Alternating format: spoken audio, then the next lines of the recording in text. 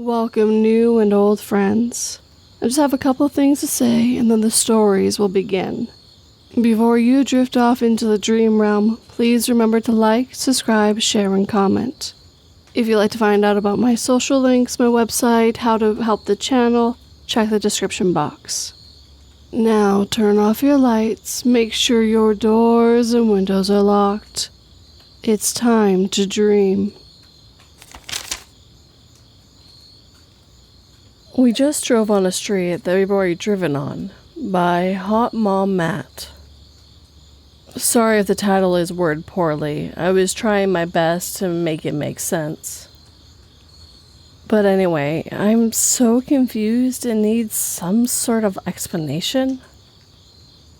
Initially, we were put under severe storm and tornado warnings.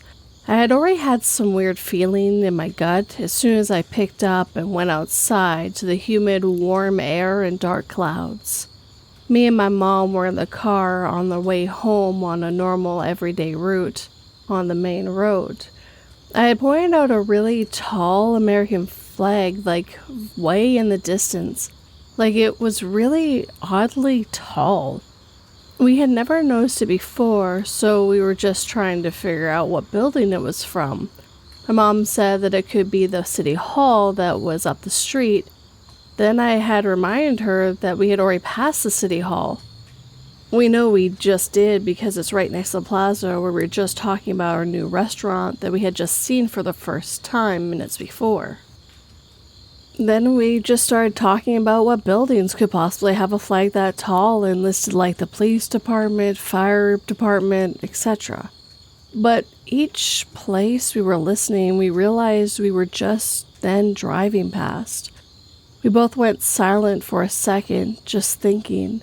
But in that silence is when I genuinely just started to feel off. I don't even know if I have the words to explain what I had experienced just then, but it was like I knew where I was, but I hadn't felt like I'd ever had any familiarity with where I was. My mom then said, "No, that's the plaza right there." It was ahead of us. The plaza we had already passed. It was so incredibly weird. This is really hard to explain. I know where I was, but the plaza wasn't there. It was like the space for it was just empty. There was a building, but it wasn't there. Then turns out my mom was hit with the exact same confusion. We both started verbally second-guessing. It felt like seconds were passing so incredibly slow, and felt like the world outside the car could see passing us, but it felt like we weren't personally moving at all. We were just quiet for 3 seconds, but it felt like our personal reality were moving so slow. Then, out of nowhere, we both saw the plaza right there up the road and passing us as we drove by. The city hall was right there. The flag was in fact the city hall one, but when driving while we were so confused, the flag in the distance never came closer, but then it was just right there out of nowhere. The plaza, the city hall, the flag, all in the matter of a second or two. As soon as we went past the plaza, etc., it felt like some force had just run through me, pushing into my body, almost like how wind does.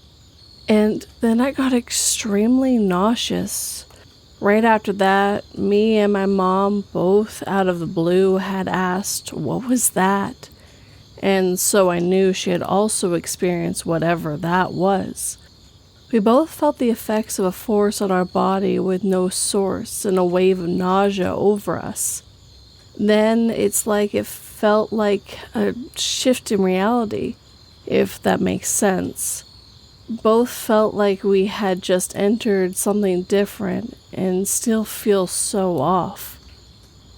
How had we driven past all the same buildings that we had just driven past, and how did the flag never come closer until we both realized the plaza and the flag was right in front of us?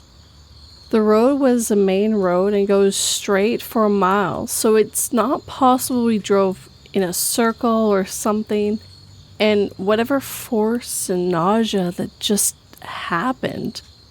I wouldn't normally be so confused, but it's the fact that I wasn't the only one experiencing that makes me wonder so badly.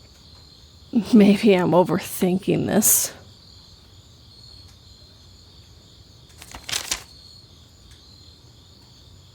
We got our adorable little daughter a bottle of monster spray and told her she didn't have to be afraid of growls and hisses anymore. If we had checked the walls first, we wouldn't have to see her swollen body covered in waterlogged bees.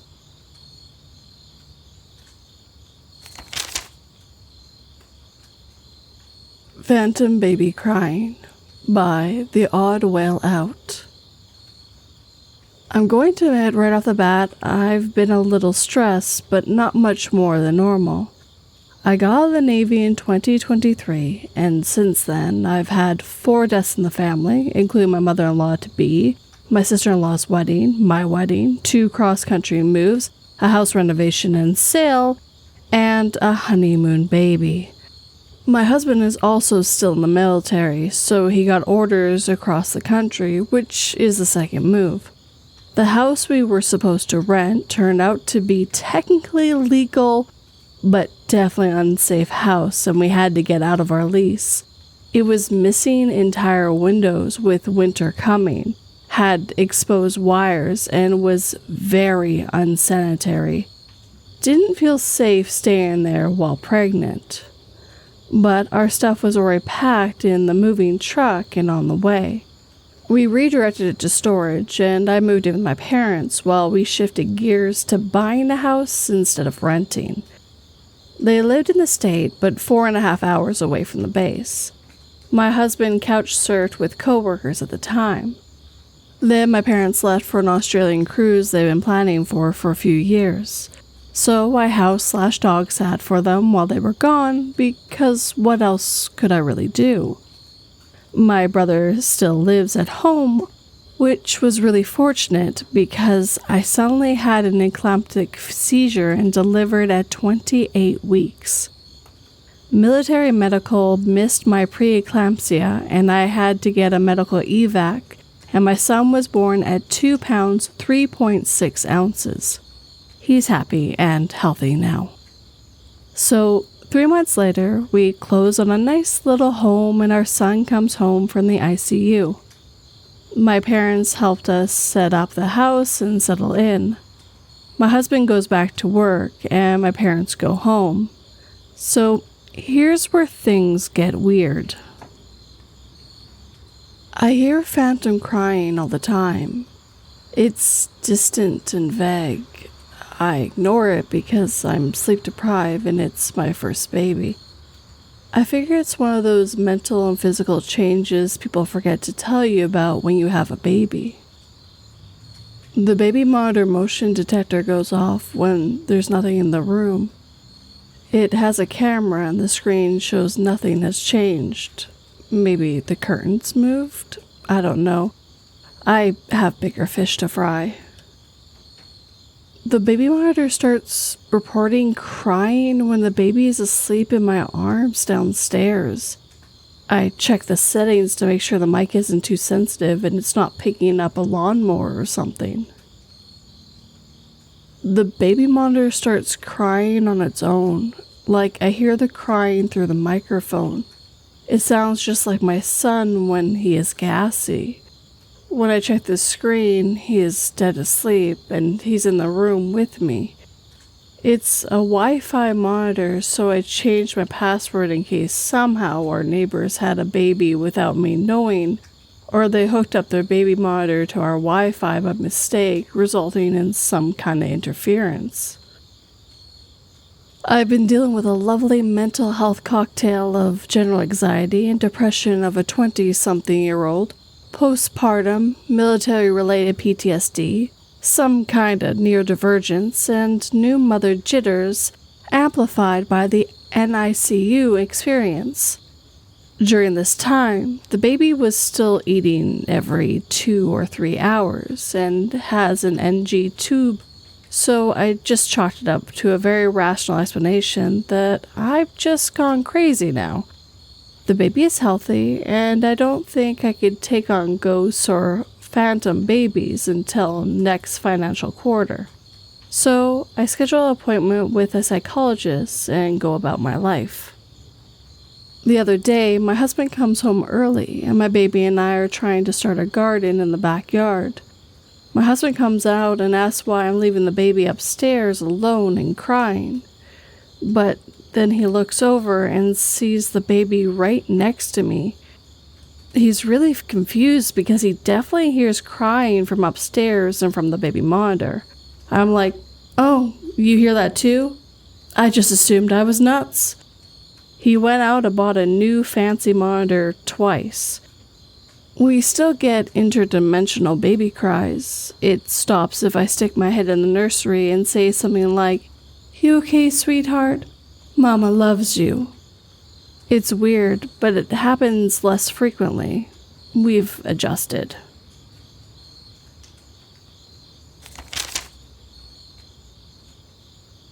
When the rescue team finally found me after weeks lost in the mountains, I sobbed and thanked them with bloody hands and a full belly. They asked me who else survived, and I realized I had forgotten his name.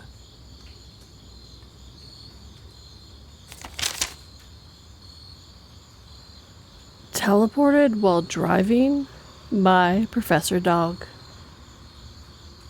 I don't know if this is the most interesting story or even the craziest thing that's happened to me, but it certainly freaked out the people involved for a while. Happened around 2 years ago around Christmas time. It was around 10:30 p.m. The girl I was dating at the time lived way out in the country in a small town. We're talking less than 2,000 people. She worked about a 45-minute drive away and didn't drive, so I picked her up when she got off. The drive was simple, although it was twisty and turny with lots of hills. You just follow the road to go there and back, only 3 turns.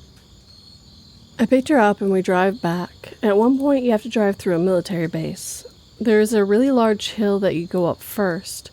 As we're driving up the hill, I looked to my left and noticed a house with Christmas lights hung up. My first thought was that it was strange that they had lights up in the base, and then it occurred to me that there were no houses on the base, at least none visible from the road. The house was also very overgrown, to the point where it would be difficult to get in the door with all the trees and vines and tall grass.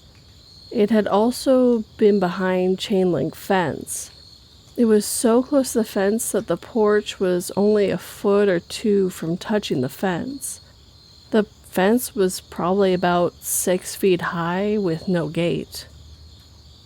I pointed it out to my girlfriend. She thought it was weird too. We got to the top of the hill and realized we were nowhere near the base. We ended up on a small back road miles away from the base. Discussed it with some friends when we got back, who said we must have just taken a wrong turn. The next day, in the daytime, we checked out the route and it couldn't have happened. We would have had to turn a good 5 miles earlier to get to that road. And it didn't have a giant hill that you go up before the base. I know that I didn't turn early. Like I said, it wasn't a complicated trip. The turn towards the base is very easy to see at night because there's an old building on the corner with obnoxiously bright blue lights. The turn we would have had made to get to the back road has no lights. I also wasn't tuned or zoned out. The route was notorious for lots of deer being around who jump out. The speed limit was lower to the base, and you have to be careful of other surveyors as well, due to not being able to see over the hill. You have to be alert. Still not really sure what happened there.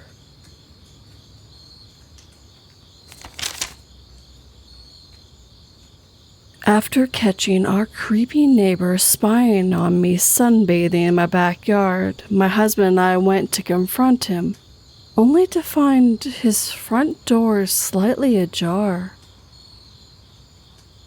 Cautiously entering the house, we discovered his decaying corpse hanging from the ceiling by his kitchen window for what must have been weeks.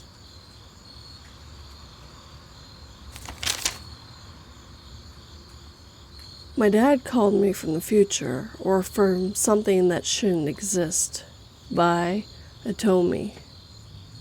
This happened in 2018, and I still have no way to explain it. I like to think it was a misunderstanding or a technical error, but it doesn't add up. I don't even think I wanted to. That day I was at my house, a random Saturday. My dad had gone to work early, was driving a trailer, and had a long drive. Around 2:40 p.m., I'm lying down watching videos on my cell phone when a call comes in. The screen reads Dad. I pick up. Hello? Silence. Then a strange noise, like when you're between two radio stations, and then his voice. But it was strange, as if you were more serious, and yet still very far away. Where are you? He asked me, with a serious but nervous tone. At home. Why?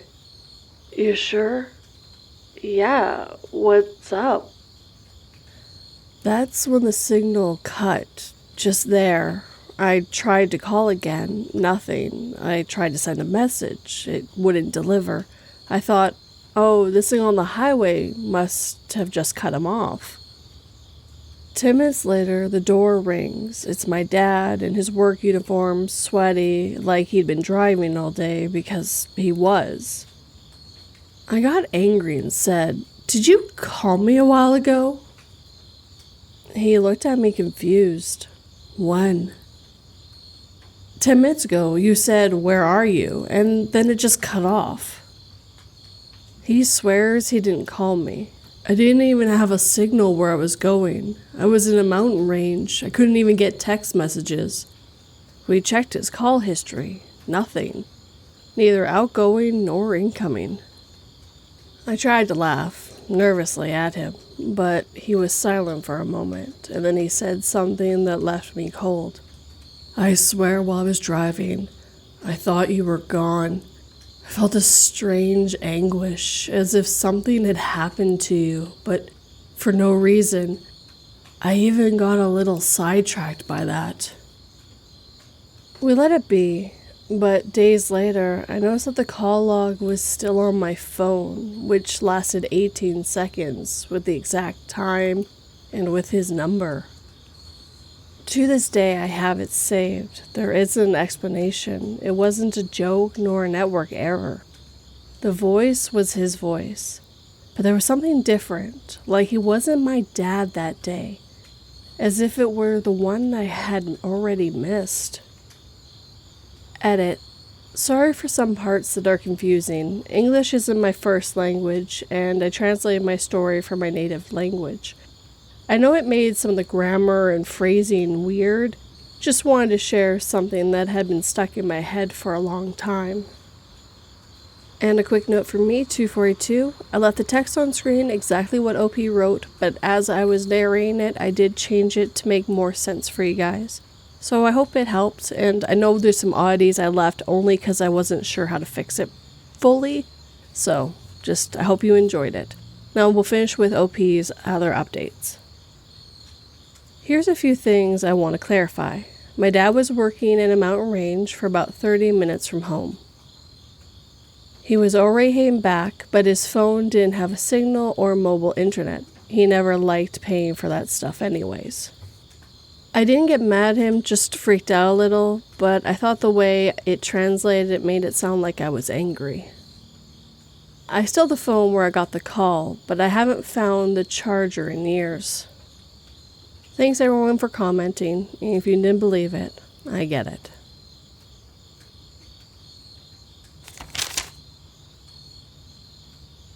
The man looked on in horror as the woman carved the word live into the wall over and over, whispering it like a prayer. It was in the mirror as he looked away that he saw the true meaning of her words.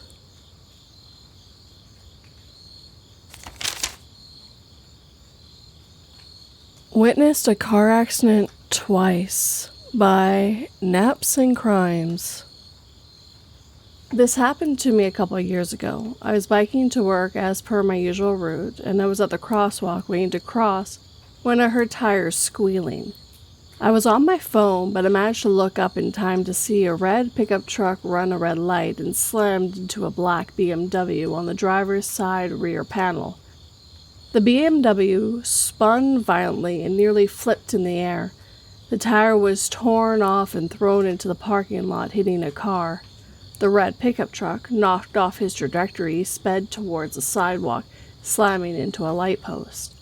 Thankfully, the 3 people there managed to flee before the pickup hit them. The impact was so loud and violent, and there was debris everywhere, and yet, aside from the car alarm from the damaged vehicle in the parking lot, everyone was quiet. I looked around at everyone's stunned faces before my EMT training kicked in. I took a class a few months prior, and while I didn't pursue that as a career, I did value the training I received. I immediately took out my phone and dialed 911 as I told people to check on the driver, but not to move them. I relayed everything I saw with as much clear information as I could to the female operator. When I heard a man shout out that there's a baby in the BMW, I felt my heart twist up in fear and sadness, but managed to keep my composure as I looked up to get the street name. When I looked back for the wreckage, it was gone. No car accident, nothing. Just a regular, boring street. The 911 operator must have heard my confused expression. I think I mustered something like, "What the fuck?" And I explained to her that I must have been mistaken as there was no car accident. She asked if I was okay, and I told her that, yeah, I guess just confused. I apologized, and right before I was going to hang up, the accident happened. Just as I remember it, every single detail, and probably even more since I saw it fully.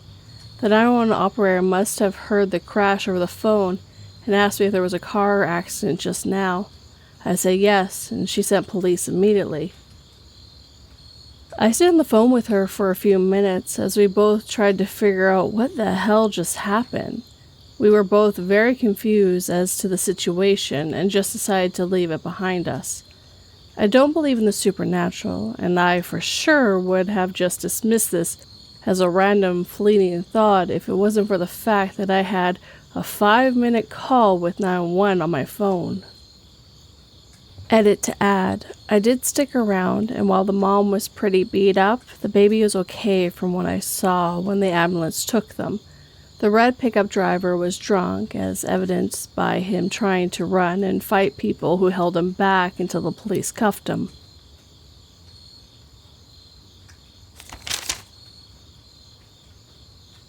After hearing a loud thump, I stopped the car, and my mother and I turned to see a bloody dog lay motionless on the road behind us. When she urged me to drive away, I sped off and saw in the side mirror 2 masked men with their guns emerging from the bushes as the dead dog calmly walked towards them.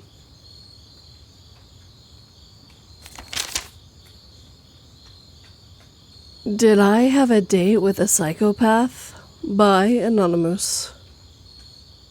So, when I was around 20, I'm a female, I was newly single and exploring the app.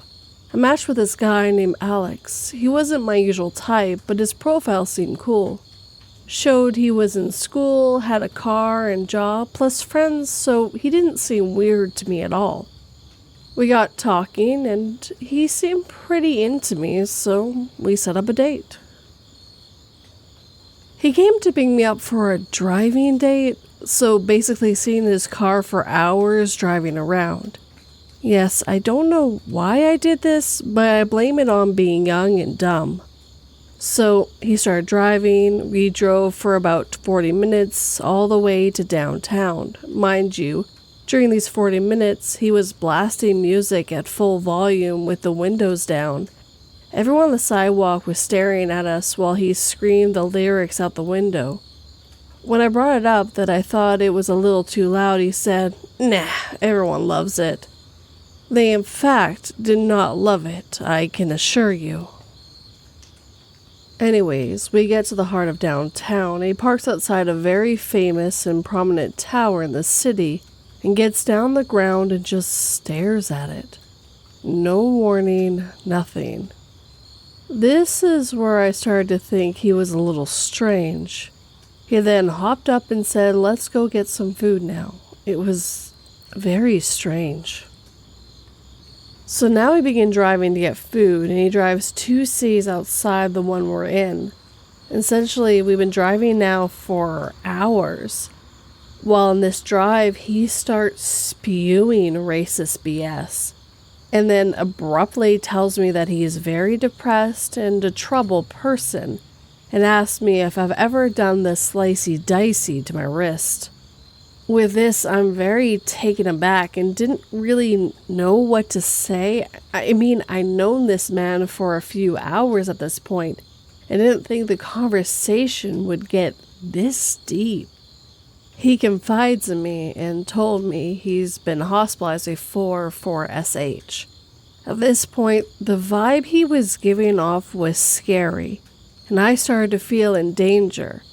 But I was even more scared that if I offend him, something bad could happen. Let's not forget, I'm in his car, he has my home address, and I'm 2 cities out of mine. So I played nice. We finally got to a food spot and ate some dinner. At least he paid, right? Anyways, that was when it starts to get really creepy. We began driving again, back to our city, but he keeps taking the long way, so our 1-hour drive turns more into a 3-hour drive. At least at this point we're back in the city, but it's really late at night, around 11:30 p.m. This is when he gets into a dark neighborhood, and he starts driving very fast around tight roads and corners. As he's doing this, I asked him to slow down, because he's scaring me. And he turns and looks at me with no emotions and says, "You know, I've had some really hard days in my life." And I said, "I know, you told me, I'm so sorry." Then he said, "I used to hurt so bad that I would come and drive my car just like this and kill squirrels, so something else could hurt as much as I did." I was in shock. I was honestly very terrified with what he said, and not to mention his strangeness from the start. All I could do was ask if he still did it, and he said no, not anymore. I knew that wasn't true, but I thought if I offended him, he could easily overpower me. So, play it nice again? At this point, we're very close to my home, about 10 minutes. Then abruptly asked me if I've been to this park that's coming up. This park's at the bottom of a cliff, and it's the middle of the night. I have been to this park, but even if I hadn't, I wouldn't have said yes, because there's no way I wanted that man to drive me down there. He then said, "Oh, perfect, I have you. You can show me around," and took a right and drove down the very dark road to the bottom of the park, where the parking lot was completely empty with about 6 street lights total. Needless to say, I thought I was going to be victim number 1. Since I'm here, I obviously wasn't, but his tone and mannerisms were so strange while we were there. He then basically forced me to kiss him perfectly intimately, and got handsy while I kept pushing him off. It didn't accelerate past that, and then he drove me home. I blocked his number and all socials after that, but I often wonder if I really did go on a date with a psychopath.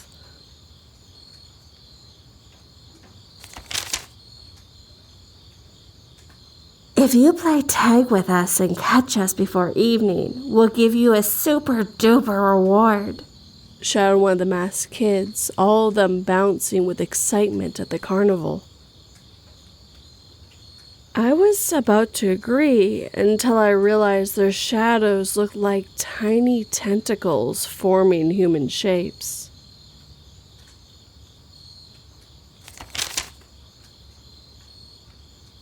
Seventh Grade Stalker by Roller Derby Queen 21.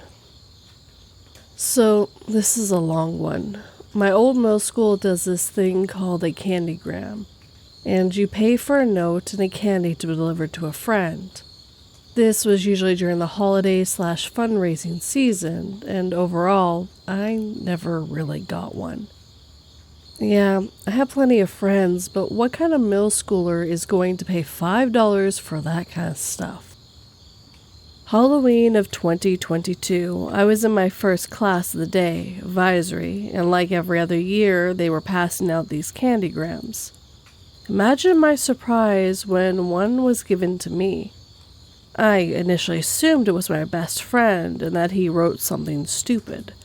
Nope, instead it just said, "You are cute. Love, Anonymous." I was elated. Nobody ever had much interest in me at this point, and the thought of someone going out of their way and spending money on me was very flattering. I show my friends in the advisory, and they move on to the next class. Except this time, someone knows who Anonymous may be. They say this girl is in their advisory has a massive crush on me, but they won't tell me who. After a bunch of guesses, I settle on one person. Her name is Trisha, and she's a friend of a friend. Up to that point, I had only talked to her once during a gym period, and I had to be reminded of what she even looked like. The day goes on, and we have a Halloween assembly. Everything is normal. On my way out of the gym, I look behind me to see if any of my friends are nearby. And lo and behold, Trisha's standing behind me. The reason I remember this so vividly is because she slipped on a purge mask as soon as we made eye contact.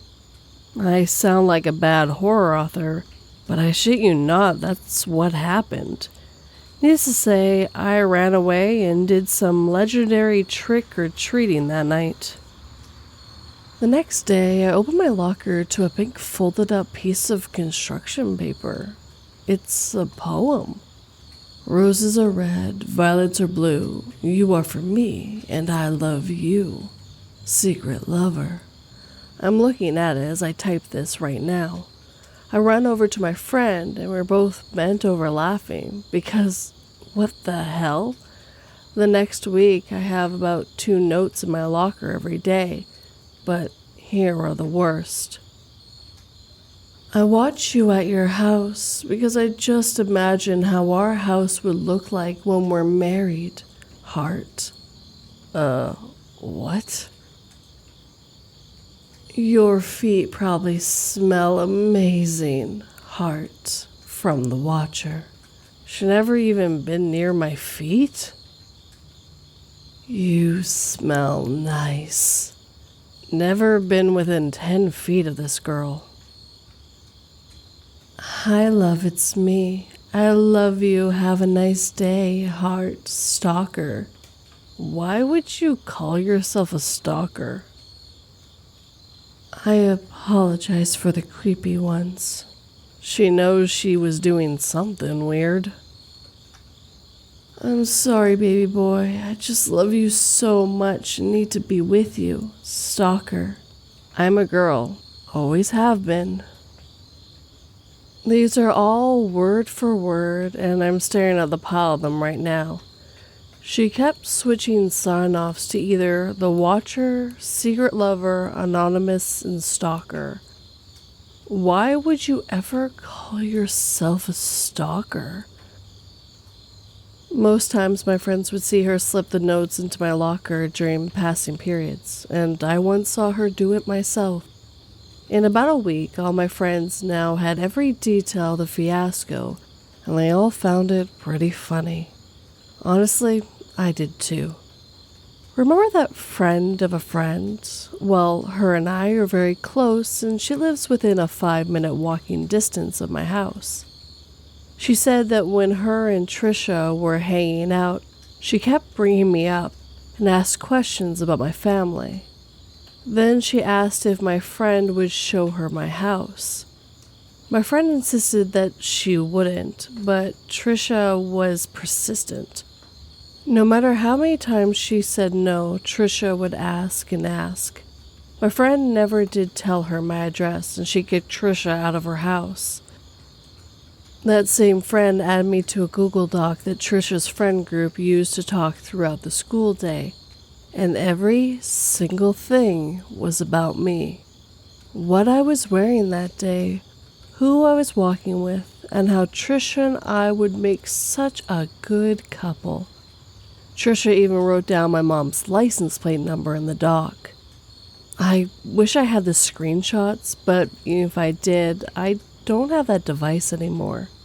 Mind you, I was 12 at the time this was all happening, so I was very stupid, and I make my presence known in the doc. I don't exactly remember what I said, but it was something along the lines of, "What the hell?" I add my best friend to the document, and he starts putting on a performance, claiming we're a couple and Trisha needs to back off. Trisha says sorry, and it's all quiet for a few days. I go back to the doc to see if anything else has happened, but now it's just Trisha and I in it. She tells me the story how she was up all night crying or writing me apology/love letter, and how she threw it in the fire. I have no clue why she felt the need to share all this. Now I decide I'm going to the counselor. I'm sad to admit that up to this point, I thought it was all really entertaining, but something about her burning things fucked with me. After I tell the whole tale to the counselor, Trisha gets pulled out of class. And guess what? They don't delete the document. I'm still baffled that all she got was reprimanded, but was still left with a way to contact me. She says a bunch of weird shit that I've blocked out at this point, but I remember her saying that when they said my name during her getting in trouble, if you even want to call it that, she had a huge pin in her stomach. Needless to say, I removed myself from the doc and didn't give her any more attention. Mind you, throughout this whole thing, I had never spoken to her in person. She continued to stare at me during lunch for the rest of the year and ask people really weird questions about me, but thankfully that has stopped now and we are in high school. I occasionally see her in the halls, and I just walk as quickly as I can past her.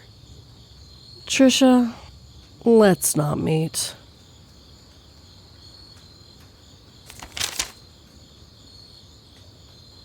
Dr. Dennis Hayway reviewed the chart. Long day ahead. Removal of eyes, ears, nose, tongue, arms, legs, and... She tapped the scalpel against his inner thigh. Don't worry, you'll live. But you'll never touch my daughter again.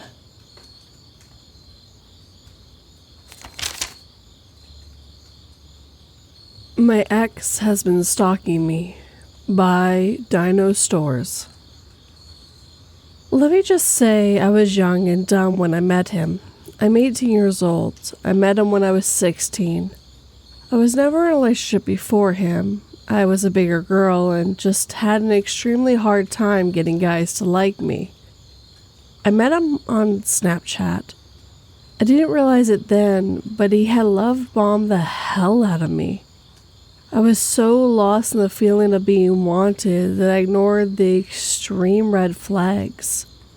After only a week of talking, he convinced me to meet him at the house to hook up. He lived almost an hour away from me, and I was a new driver. Anyways, how we met is not the point. He showed extreme signs of being a narcissist and even admitted to me that he believed himself to be a psychopath. But I never let the red flags keep me from leaving him.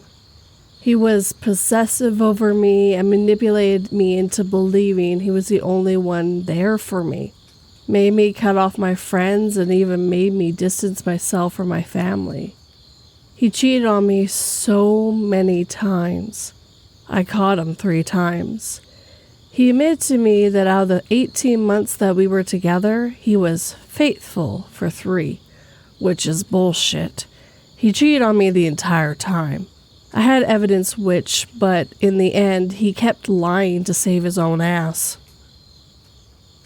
I have extreme abandonment issues due to my father. My abandonment issues aren't only about me. I have a deep fear of abandoning people who need someone. I thought he needed me. He was going into the Marines. His ship date was late June of 2024. A few days before he shipped off, I proposed to him. I know, I'm fucking stupid. Don't get me started on how much I hate myself in this situation. But if you've ever been emotionally and psychologically abused, you can understand that you simply cannot think about yourself and your safety. You think about what is best for your abuser so that they are happy, so they don't have a reason to abuse you. We made it through boot camp. We sent letters all 13 weeks. It felt so magical to know someone loved me enough to stay true to our relationship through something as difficult as long-distance military relationship. I loved him so much, I saved money to drive down to California to see him graduate. It was amazing, and what I thought were the best days of my life. He was still quiet and reserved. He always was. I never saw a problem with it because he was his true self when he was with me. When he came home from California, he lived with me. He had a bad relationship with his parents and made believe he had nowhere else to go. This was my mistake because once he moved in, I was truly trapped. He did RA late August, late October. He shipped back out to California for his schooling, and so started our long distance again. One morning in March of this year, I woke up and checked my phone. If you've ever been cheated on and stayed, you just become paranoid. He had 2 Instagram accounts, one of which he blocked me on. I created another Instagram account just so I could watch his followers and his posts. He started following more and more women. On that day, he had posted on his main account a story that was hidden from me. He posted a joke about cheating on your dumb girlfriend. You don't joke about the shit you've done. So again, I sent him a message explaining how unfunny it was and how he knows how much that shit has traumatized me. Afterwards, I was done. I messaged girls he followed on the other account and learned he was on dating apps. After that, it was the end of us. There were 3 days of us communicating. On April 2nd, I took his belongings to his parents' house and blocked him. Told him to never contact me again. Everything was silent for a few weeks. I was healing. This man abused me for almost 2 years. He made me believe so many nasty things about myself and my family. I would go into more details, but at this point, this is becoming a novel. One night, late April, I got a text on my phone. Package arrived. I was confused and responded with a question mark. The number told me there was something on my porch. When I opened my door, there was a notebook sitting there. Mind you, it was 11 p.m. at night. So I'm freaked out. Front to back, this notebook was filled with letters from my ex. I refused to read it. He had gotten out of the Marines on an other than honorable discharge, and he moved to the city next to mine. He hated my town and how desolate it was. He moved 20 minutes away from me just so he could be close. He could have moved anywhere, but he moved to a town he hated just to be close to me. Also, he didn't have a car, so he rode his bike 13 miles just to drop this on my porch. I gave the notebook to my parents, a message number back to never contact me again and to never come near my house or else I would call the authorities. I blocked the number. That night, I slept in my parents' bedroom. I cried so much. At 1:30 a.m., I got another message on my phone from a different number than before saying, "Can you honestly tell me you enjoyed this past month?" It took this psycho 3 hours to have a new number and start texting me again. I sent a very long, nasty message describing just how great my life was without him, and again told him to not contact me. I had to change my number, my garage code, and my front door code. A few weeks later, I got 3 letters in the mail from him, all very possessive and nasty.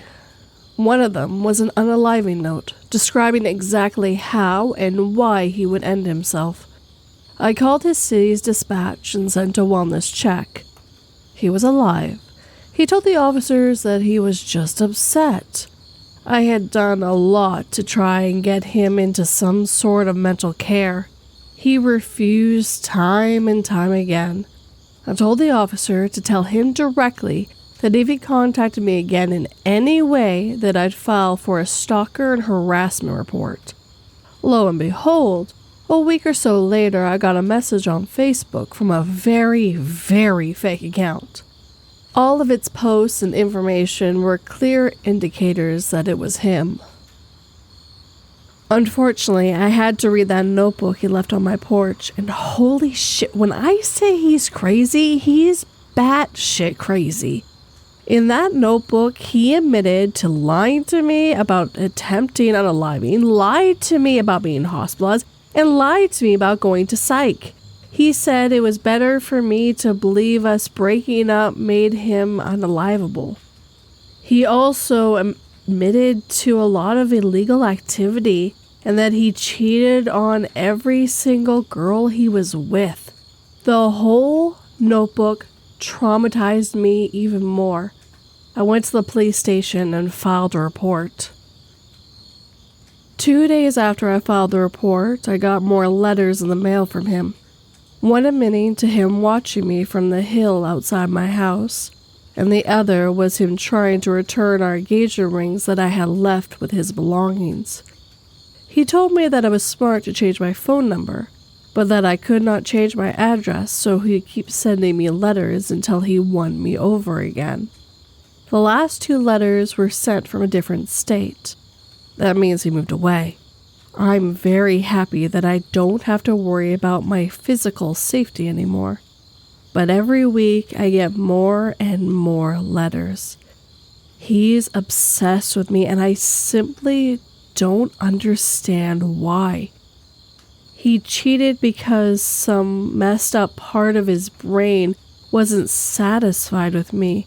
And now that he was without me, he's literally going crazy. I never want to see that man again. I'm terrified of him. I still look over my shoulder thinking he will be there even though he moved. Every time I get a call or text from a random number, I think it's him and panic. Even though I changed my phone number, I have nightmares of him. He mentally messed me up so bad, and I can only realize that now that he's gone. I hope he stops sending me letters or that he goes to jail. This will happen to another girl if he's not punished. I want justice for myself, but I also want to protect that future girl. I truly hate him, and I wish the worst for him.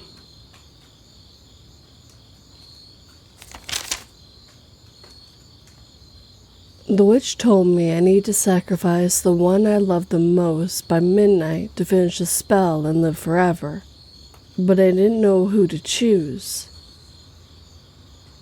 So I sacrificed my whole family just to make sure, only to find out later that the witch meant me, but by then it was too late.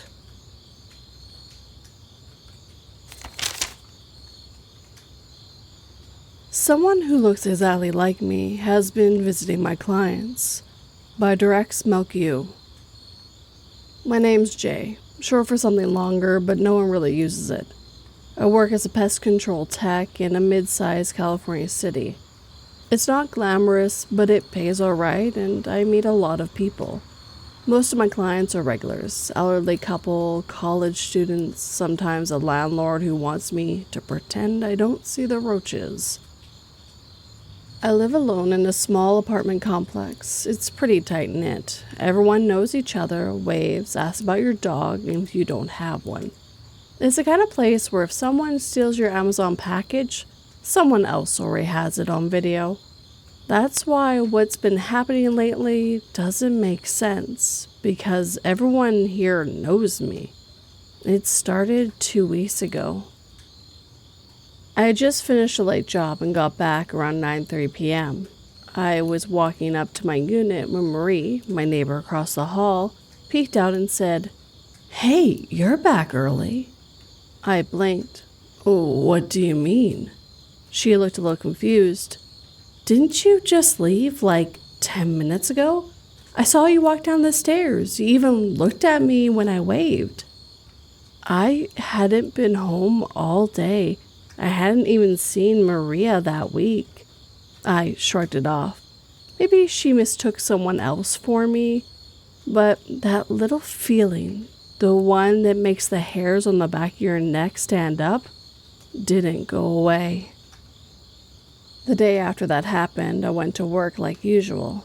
It was already 95 degrees, not counting the reflective heat bouncing off the stucco and gravel around me. One of those dry, breath sticks to your throat mornings where the sun feels like it's trying to kill you. I was midway through a backyard perimeter treatment, nothing fancy, holding the spray hose with one hand and brushing a cobweb off a meter box with the other. Typical stuff. I had one AirPod in, mostly for music, but also in case dispatch called. In my line of work, it's not unusual to get a last-minute route change, cancellation, or urgent add-ons. When I felt my phone buzz in my pocket, I didn't think much of it. I figured it was the office rerouting me again, or maybe one of the new hires needing help. But when I pulled it out, I saw 5 missed calls, all from the same number, Dan M. Now, Dan's one of those clients who actually makes the job better. He's been on my route for over a year. Bi-monthly service, always punctual, always cool. Ex-military guy, early 50s, solid build, very yes sir, no sir kind of energy. But also the kind of man who'll say, "Life's too short, you want a beer?" while showing you his freshly waxed 76 Stingray Corvette in a spotless garage lined with tools he probably doesn't even need to use. His house is custom built, clean, white stone with a wide yard, tall palms, full security system, and a flag on the porch that hasn't moved an inch in 5 years. He runs a logistics business and could retired by now, but says he works to stay sharp. Same reason he talks shop with me every time I stop by. He likes to know the gear we used, what pests are acting up, whether the weather affects treatment. "Keeps me grounded," he once told me. Dan never calls unless something's actually wrong, so I stepped into the shade, took out my AirPod, and called him back. "Hey, Dan," I said when he picked up. "Everything all right?" "Yeah, hey, Jay," he answers, his voice kind of distracted like he was walking. "Sorry about blowing up your phone. I just wanted to check something real quick." "Sure, what's up?" "You didn't come by this morning, did you?" And that threw me off. To your house? Yeah. No, you're not on my schedule this week. I got you next month. He let out a short breath like he was relieved, but still not settled. Thought so. Just wanted to make sure. Why? Well, I was hanging out around 8:30 to go to the warehouse, and I saw someone walking around the side of the house. Looked exactly like you. Company shirt, sprayer on the shoulder, AirPod in. Did a full walk like you always do.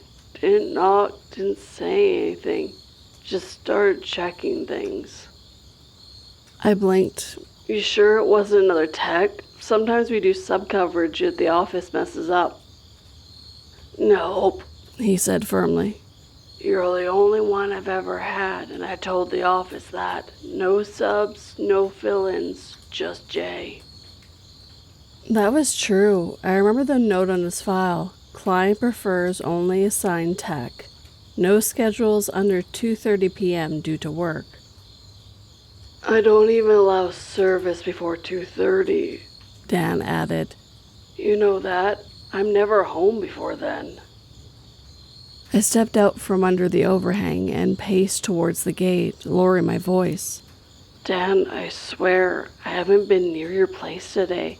You're not on my list, not even on an add-on. There was a pause on his end. I hear the beep of his truck door opening in the background. I thought maybe I'd screwed up my schedule or forgot to cancel something, he added.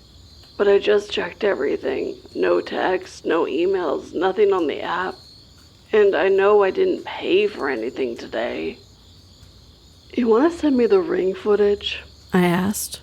Could be someone from a different company doing a neighbor's house and walked through by mistake. He let out a slow, unsettling laugh. Nah, kid. You don't get it. It was you. Same company shirt, same gloves, sprayer. Did the full walk, just like always. Even went around back and checked that hidden bait box behind the AC unit. Nobody knows that one's even there. That made my stomach drop a little. You're saying he did the whole exterior? I asked. Checked the boxes, the traps, sprayed everything? Everything. Like he knew the layout. Same routine, and I mean, if I didn't know better, I say you'd already been here. He paused. I'm not losing it, by the way. I'll send the clip, you'll see. And then, in typical Dan fashion, he tried to laugh it off. Hell, I might be older than you, but I'm not losing my damn mind yet. You'll see what I mean. We hung up, and I stood there for a moment, trying to convince myself that it had to be a mistake. But I knew the route. I knew my schedule. And no one else on my team had Dan's house. And yet, someone had gone there in the morning in my uniform and done my job. About 10 minutes later, while I was finishing up a job on the next street over, Dan texted me the ring clip. This the guy you know? I paused in the shade of a mesquite tree, wiping my gloves and my pants, and tapped the video. It started like any other service recording. You see the front of Dan's house, nice and quiet, shadows still long from the morning sun. The timestamp read 8:34 a.m. Then, from the left of the frame, I saw someone walking into view. Same Navy company shirt, black work pants, gloves, hose slung over the shoulder just like I wear it. He even moved like me. Kind of quick, efficient, not casual, but not rushed either. He reached down, checked the bait box near the garage base, gave the corner a spray, then moved down the path out of frame. I watched it twice. I'll be honest, I almost replied, "Yep, that's me," just to put it to rest. It was that convincing, but it wasn't me. There was something I don't know, off? For one, I never lube my hose over my left shoulder. Always the right, it's just muscle memory. This guy? Left. The sprayer was the same model, same color, but the hose looked newer, like it hadn't been beat up in 100 backyards yet. I zoomed in. His face didn't come through clearly. Hat pulled low, glare hitting the lens just right. But I swear to God, he had my build, my posture, even that slight limp I had ever since I twisted my ankle on a basement stairway last winter. It was like watching footage of myself from some other day I couldn't remember. Then something else clicked. He didn't knock, didn't even glance at the door. I always knock first, even when I know no one's home. Company policy, but also common courtesy. That's something Dan would have noticed right away. But what got me the most was how he walked straight towards the side gate, no hesitation. And when he disappeared around back, Dan had written, "Went right to the AC unit. Checked the hidden station. Didn't even pause." The bait station? It's completely hidden. Most people miss it even when I point it out. No tech besides me should have known it was there. I texted back, "That's not me." Dan responded a few minutes later, "I figured. Just weird, man. Thought I was losing it for a second. Let me know if the company sent someone by mistake. I'm not trying to get double charged." I promised I'd call the office, told him I'd double check everything and let him know. He gave me a thumbs up emoji like he was already moving on. After finishing 2 more stops, I pulled into the shade of a cracked parking lot behind a strip mall. The sun was relentless, beating down even through the thin breeze sneaking between buildings. I rolled down the window a bit, leaned back in the driver's seat, and grabbed my phone. I didn't want to make a big deal, but something about Dan's call kept rattling in my head. So I dialed dispatch. The line clicked over quickly. A friendly voice answered right away. "Thank you for calling company name. This is Sam. How can I help you?" I cleared my throat, trying to sound casual. "Hey Sam, it's Jay. I just wanted to check something real quick." "Oh hey Jay, sure, what's up?"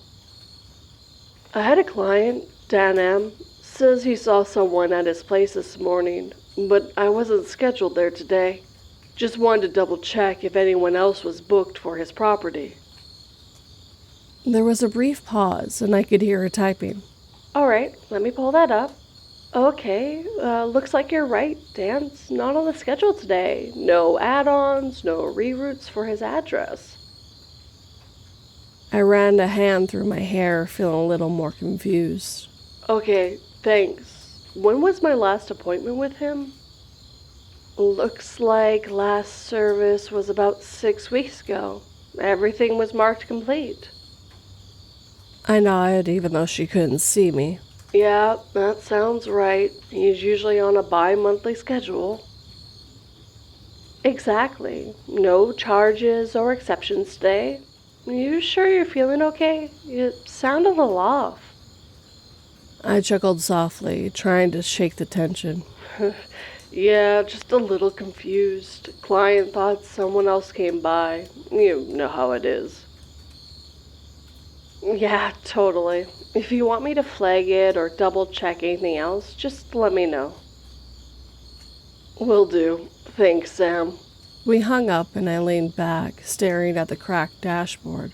The pit of my stomach hadn't gone away. It was about a week later when my phone buzzed with a call from the office, right when I was down to my last 3 stops of the day.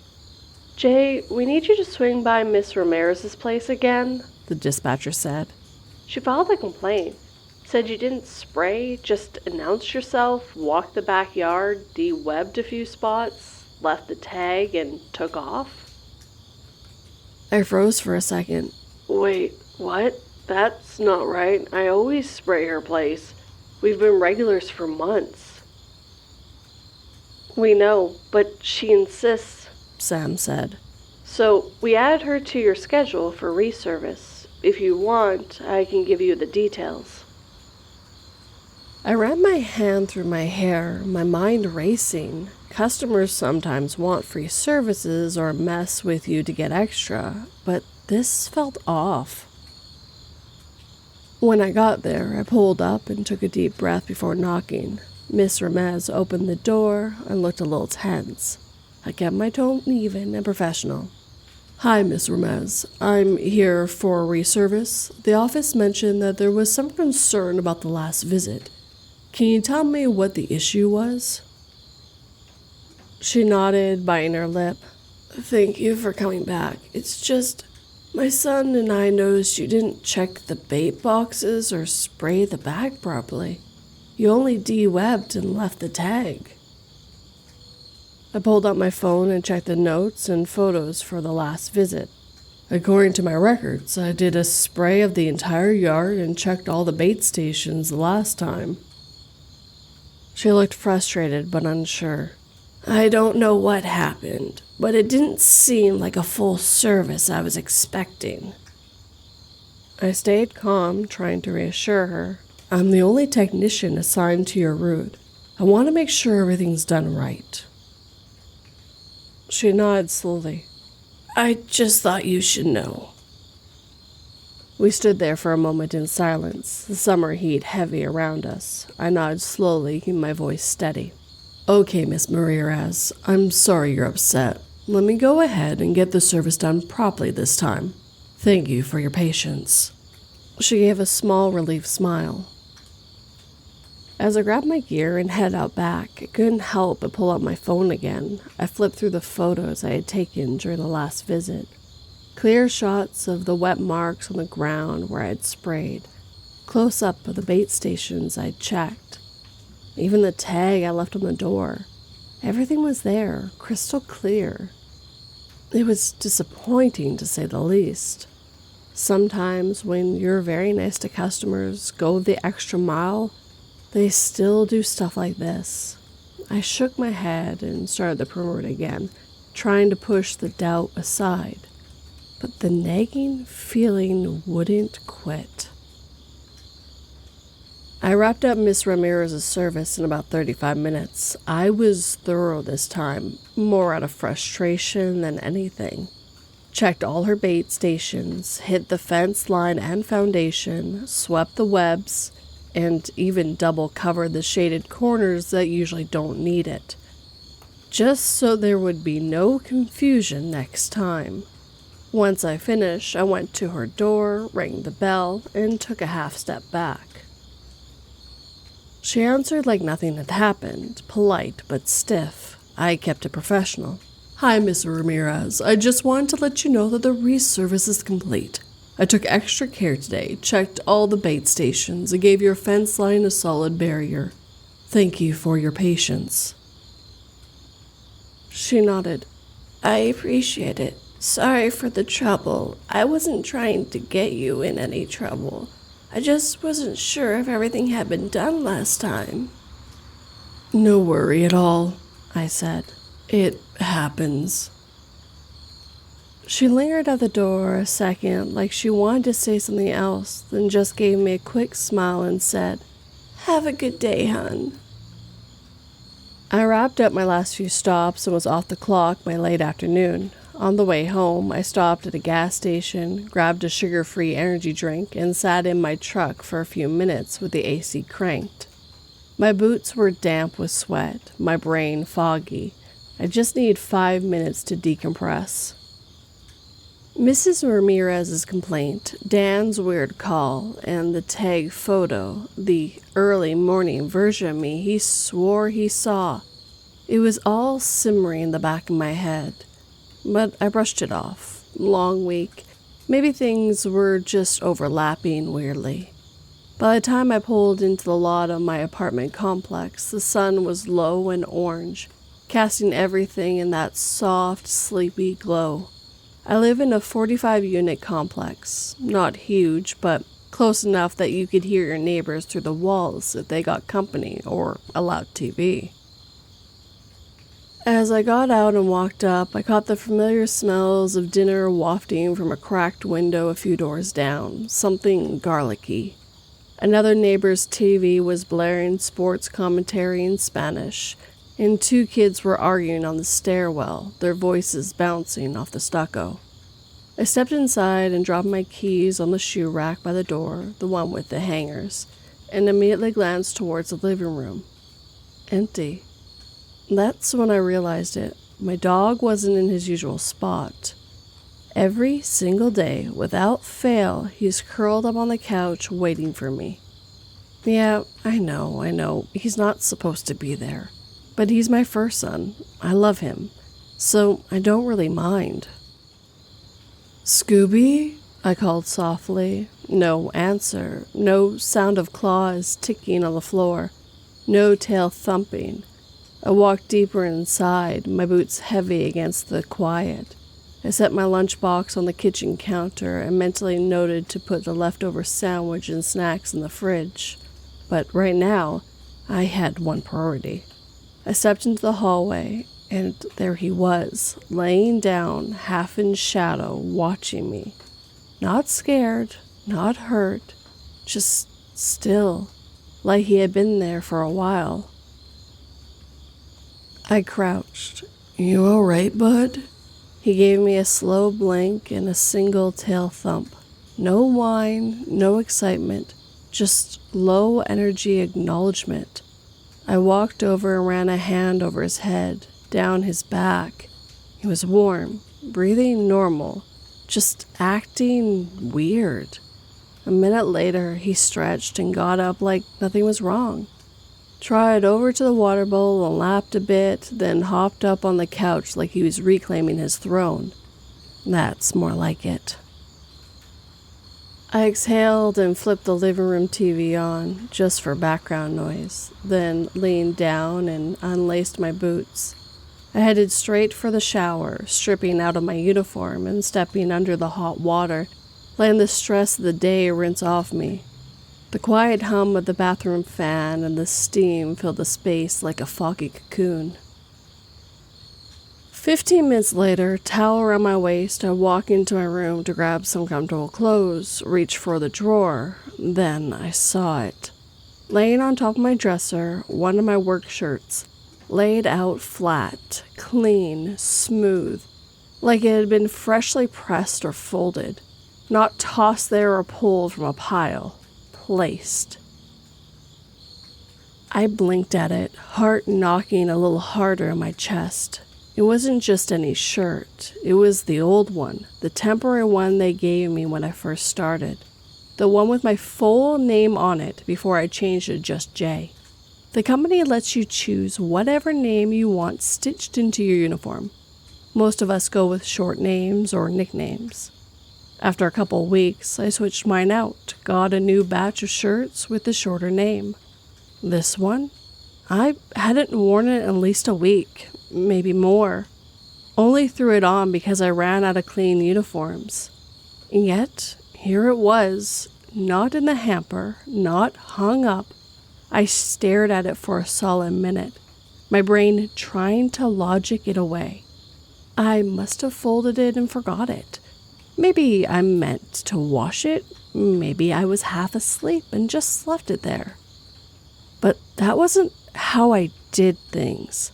I don't fold clothes on the dresser, and I definitely don't lay out a used shirt with the collar straight and the sleeves tucked in.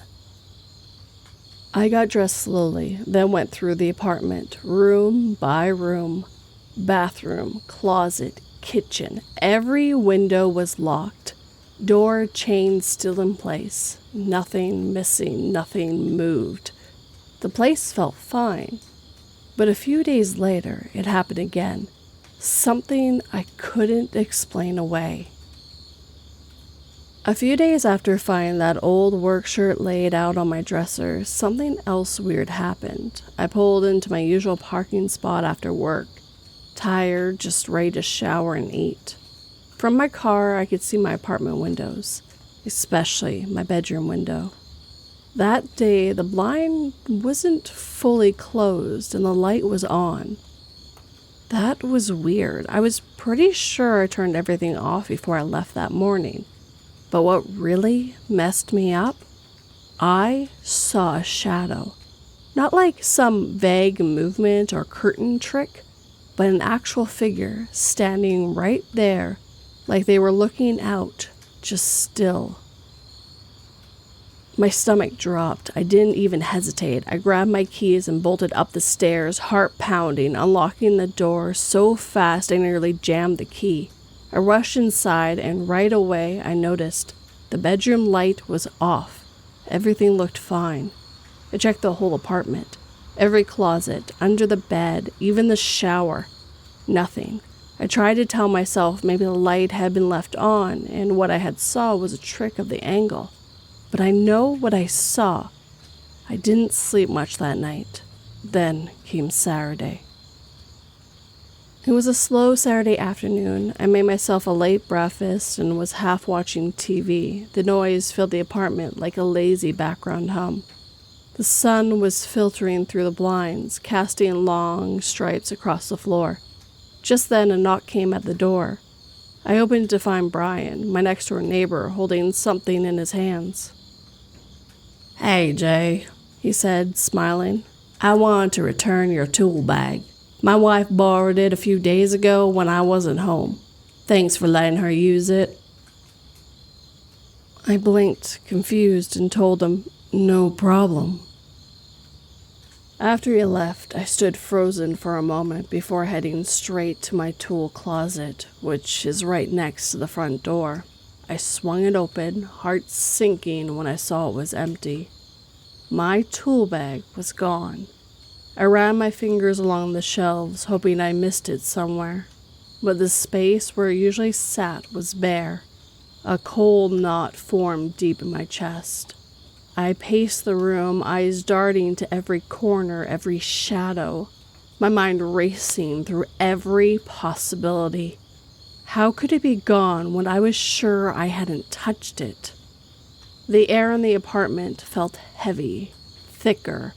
Sounds from outside, the kids arguing, the distant TV noise, suddenly felt distant, muffled. My chest tightened. Later that evening, I drove to Home Depot and bought a simple lock for the inside of my bedroom door. Not because I'm afraid, just because I want to know if it gets opened. I have timestamps, GPS logs, photos, all tracking where I am when I'm working. But still, something doesn't feel right. I installed the lock 3 days ago. So far, nothing. I'm back to work as usual. But I'm still lost, still super confused. I've gone through every option in my head. If it's another technician, if it was an old recording, or some mistake. It has to be one of those, right? I don't know for sure. Guess I just wanted to know if anyone else has experienced something like this or has any idea what's going on.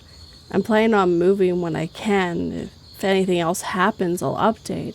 I'm not looking for ghost stories or you're haunted type answers. Just want something that makes sense because so far this doesn't. Nothing's been stolen. My dog is still acting normal. No signs of a break-in. But I've never had a neighbor borrow something I hadn't lent out. I never had one of my old shirts folded and set out like that. I've never had anyone confuse me for myself on a day I wasn't there. And the shadow thing, that's the part that I keep coming back to because it doesn't feel like a random figure or person who's slipping out before I got there. It felt like me watching me, like whoever or whatever was standing in my room already knew how I moved, how I stood. It's like something is playing house when I'm not home.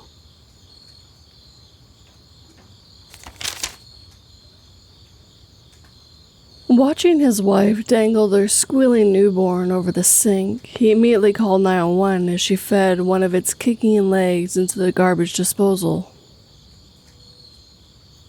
When the police knocked and the garbage disposal gurgled blood, he announced, "When I click my fingers, you will be fully wide awake."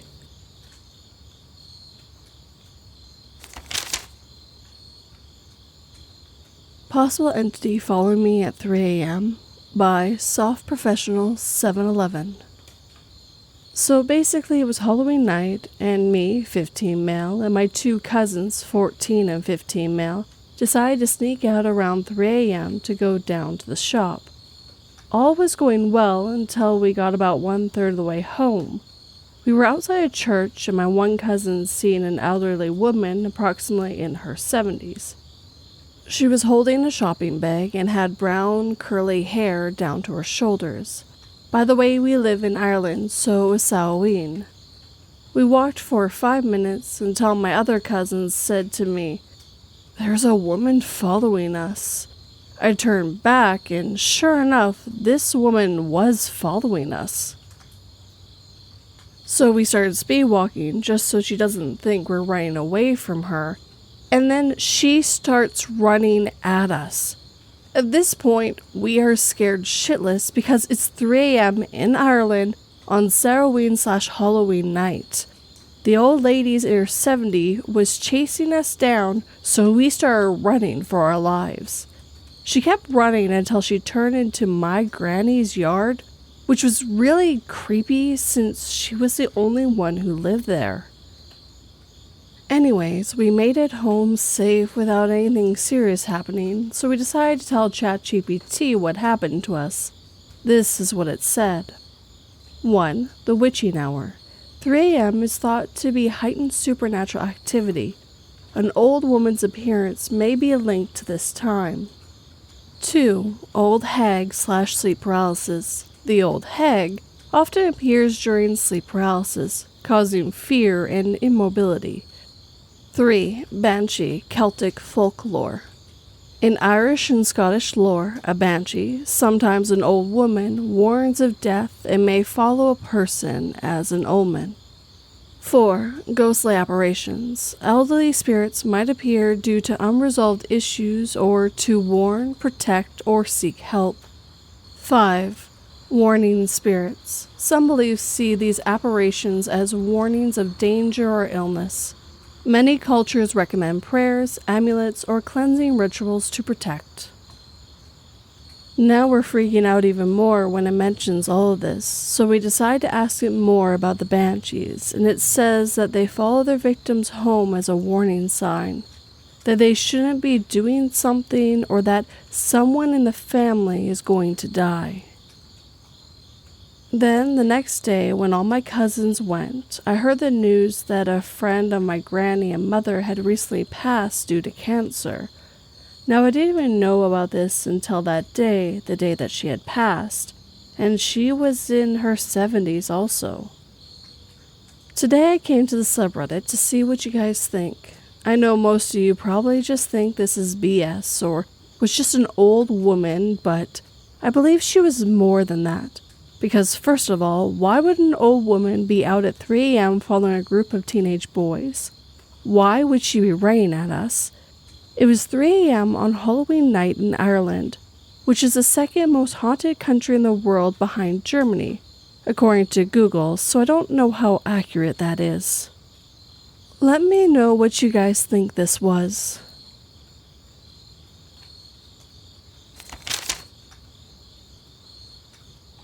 My unaliving thoughts began when I was home alone as a child and shot an intruder who barged into my house. Decades later, staring at my frightened younger self pointing a gun at me after I walked into my home, I clutched my wound and fled, fully understanding why.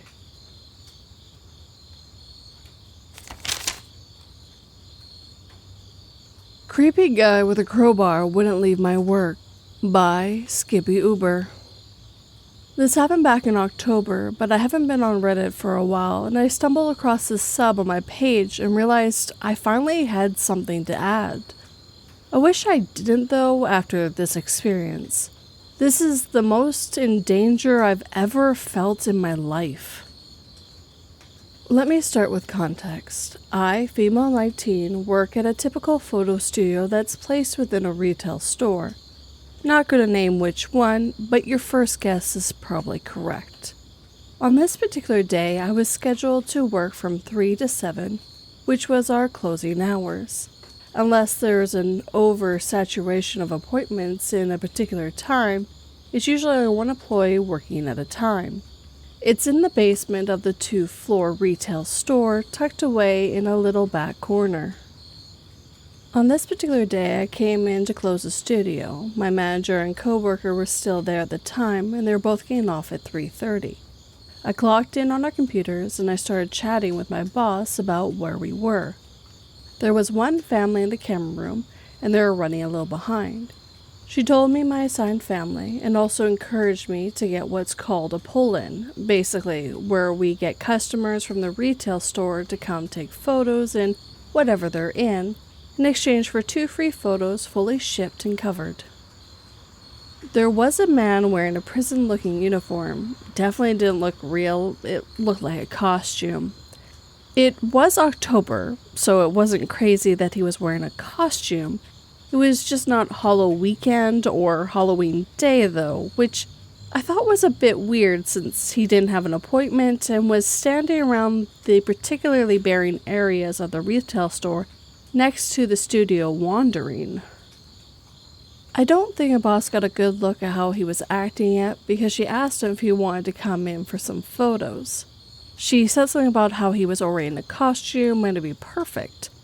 I didn't hear much of this because I was checking in the next family. My boss walked by me as I was about to head in for the setup on the studio and let me know that the guy was interested in the photos after this appointment. The family I was working with was great and things were going smoothly, but I noticed during the session that he had come and sit on the bench closest to the photo studio. No big deal, but this bench is usually used for parents to watch or put their belongings on, but it's not like he was expected to know that. My boss popped into the photo room one last time before she left and told me something along the lines of, "Hey, I'm getting some weird vibes from that guy you're going to photograph, so I'm going to have Andrew, retail store manager and fake name, come by and check in and make sure everything's going alright." After taking the photos, it takes me a few minutes to edit them. The customers go out and stay in the camera room. The family went and sat down at a different bench. At this point, the guy was starting to walk into the studio and asked when it was his turn. It was at this point I noticed his crowbar was fully real and not a prop. It started to make me nervous the way he was swinging it around. I told them I'd be able to help him in a minute and to go wait outside. While he's outside, he starts sitting down on the bench and folding over on himself, nodding off and snapping back up and moving around. I'm not stupid, and I know he's on drugs. It's just me, him, and a single mother and her 2 children. I stopped paying attention to my editing and started paying attention to him. I could tell he was starting to make this family uncomfortable. He started waving around the crowbar in a dangerous way. I was concerned about the glass and my safety. He walked back into the studio a few times and wasn't taking no for an answer. Continually banging into the studio and asking, "When are we going to take my pictures?" with this horrifying dead look. I finally got done editing the family's photos and was practically shaking at the checkout. The mom I was working with tuned into the situation pretty quick. The guy kept looking over the computer and trying to see her photos. She loudly asked, "Can I help you?" To which the guy just responded, rambling more about how he's supposed to be taking pictures. She whispered over to me, but I'm sure he could still hear. She asked me if I was okay. I took out their appointment paper and said out loud something about the price and wrote on the paper that he wasn't going away and that my manager was supposed to be on the way to help. At this point, it had been an hour and a half since my coworker left. She seemed still on edge, but we went through with her transaction. At this point, I was completely paralyzed. I was one card swipe away from being alone in a tiny studio with a crazy, drugged-out man with a real crowbar. I went to scan her card on our in-store card scanning machine, and by the grace of God, her card wasn't working on our local system. The card won't scan on the local system. We had to reprint the transaction and check out at a regular register inside the retail store. I saw this moment as an out. I grabbed the new printed paper and walked her over to a register at our salon. The second I was out of the man's eyesight, I burst into tears and explained what's happening to one of the salon guys. He immediately pages the manager over our phone, and they ask if I like to wait in the break room or the salon. I would have walked past this man to go to the break room, so I just stayed in the salon. The mom who had been helping me throughout the whole experience told me afterwards that there was no way she was going to leave me alone with him no matter what. That was reassuring to hear. I had to wait out for them to kick him out. The manager got another guy and they both went to confront him. After 15 minutes, no word, I peeked out to see if the guy had left the studio yet. He was gone. Thank God I didn't have any other appointments that night, but I still had to sit alone in that studio the rest of the night, and every time the elevator went off, it startled me a bit. It took a while to recover, and I still get uneasy working alone sometimes. I think the scariest part is what I didn't see. About 45 minutes later, the manager of the store came by and checked in on me. I asked him about the guy and how kicking him out went. He proceeded to tell me that the guy became absolutely furious, causing a complete scene, threw his crowbar at the ground near the manager. After getting mall security over to help, they were successfully able to escort him out. I was supposed to wait outside for an Uber after work, but I decided to wait in the studio and get a ride from my mom.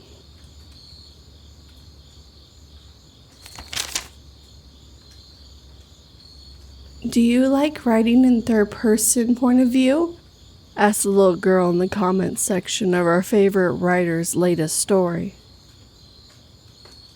Used to write in first-person point of view, but then my stories started to happen to me, replied the horror story writer.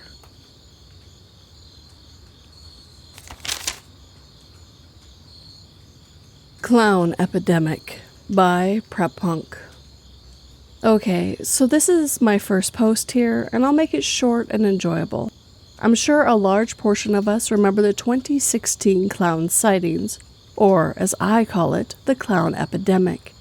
Well, I live in North Carolina, and we had our fair share of the clown epidemic. A Facebook localized group had posted pictures of a clown armed with a hatchet, never confirmed if it was fake or real, walking down my street, and a few other stories of people committing creepy and disturbing acts in our communities dressed as clowns. However, my experience is more than just, oh my god, it's a clown, and a drive/walk away. I was 14 years old in 2016, and this took place in October, right around the corner from Halloween. Going over the memories in my head, it must have been a school night, because I was staying up playing video games on my Xbox One in the dead of midnight. Sitting in the darkness of my own room and only illuminated by the brightness of the video game on my television. My bed's right up against a wall. The walls aren't terribly thick or thin, and a pinky's finger reach away from the foot of the bed is one of my bedroom windows. Beyond the window at the foot of my bed is my dresser, and on top of that is my TV. During a single-player video game, I heard a knock at the window near the foot of my bed. As terrified 14-year-old would, I immediately turned off the TV and pulled the sheets over my head, hoping that whoever was outside my window would go away afterwards. This did the opposite. The person outside my window knew someone was in there and awake at that time in the night, and my curtains were bunched up and not properly closed, allowing my TV to be seen from the outside. He continued knocking subtly and even quietly laughing. akin to a clown's laugh, but much more sinister given the circumstance. My mom and her boyfriend, now ex-boyfriend, were both heavy sleepers, which I often exploited to stay up late at night so they didn't hear anything that was going on. I wanted to yell out for help, yell for my mom to come help me, but I was too scared to even move in my bed, much less make a peep out of my mouth. The person probably got bored and moved on because he stopped knocking on my window and laughing. I cautiously checked the window and there wasn't anyone there, but I was terrified and awake for the entire remainder of that night. Way too paranoid to close my eyes and let my guard down.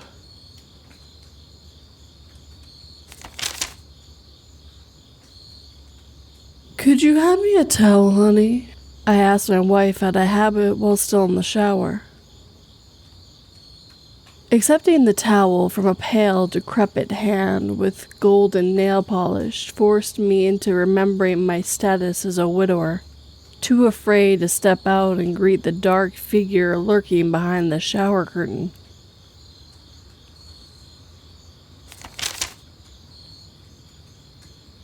Lost and Found by Wolf Writes 89. This happened a few months ago, and I've been meaning to post it, so here it goes. In August last year, my bestie and I were super excited to go shop the Halloween decor at Michael's craft store. We went in and did some serious damage, each buying a bunch of items. One in particular I was excited about was a white cabinet with probably an 8x11 with random little oddities in it. A fake bird skull, some little apothecary jars, things like that. Bestie got one too. I brought my purchase home, and since it was only August, I put all the bags on the dining room table. We rarely eat there, so it usually piled with random stuff. So fast forward a month, and I was excited to finally decorate for spooky season. I asked my husband to get stuff out of the storage, and I started unpacking those bags from Michael's. I was unpacking things and I realized that the white cabinet was missing. I went back into the dining room and started looking everywhere. I cleaned off the entire table, pulled out the chairs. When I didn't find it, I went out to look in my car, under the seats, in the trunk, everywhere. I asked my husband if he had seen it. He said no. To be fair, I have ADHD, so losing something isn't uncommon, so I asked him to look, and he did the exact same thing I did. He pulled out the chairs, checked my car, searched every reasonable and unreasonable place in the entire house. When it was nowhere to be found, I called Bestie to ask her if I had actually bought it all. She said yes, and she was sure I had. All I could figure was that we were both either mistaken or maybe somewhere left it in the cart or something along those lines. It bugged me like crazy, but I accepted that it wasn't at my house. I went to order it on the website, but it was sold out. I went back to the store and the white ones were gone, but I ended up buying a similar black one. A couple more weeks go by and it's a few days before Halloween. I woke up one morning and was doing morning feedings for my pets. One of my cats likes to be a brat and makes you find her for feeding time. It's a game for her. She jingles a bell on her collar and you have to go find her. So I'm looking and hear her bells in the dining room. I go grab her and she's sitting on the table. I come around so I can reach her, and as soon as I look down, there was the white cabinet. It's sitting in the chair right behind her. That chair is her favorite one. My husband and I have both picked her up out of there dozens of times since the cabinet went missing, so there's zero chance that it had been there the whole time. My husband isn't a prankster, and he swears up and down he didn't find it and put it there or anything else.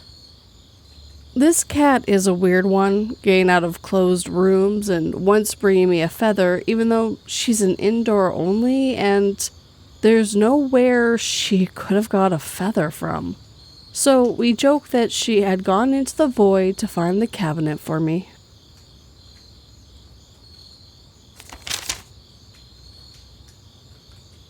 God placed an impermeable barrier around Earth to punish us all of her sins. It was only after 95% of humanity perished from carbon monoxide poisoning that I realized that our reliance on motor cars would lead to our extinction.